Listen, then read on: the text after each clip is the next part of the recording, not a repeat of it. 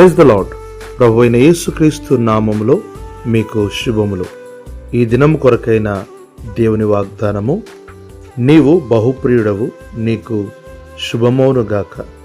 దానియేలు గ్రంథము 10వ అధ్యాయం 18-19 వచనాలు.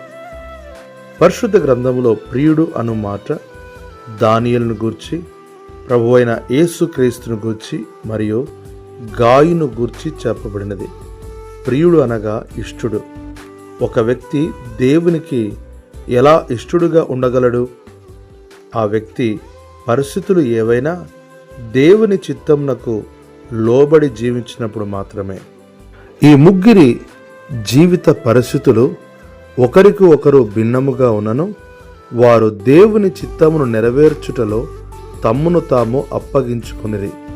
అదే వారికి శుభము, మేలును కలగజేసెను.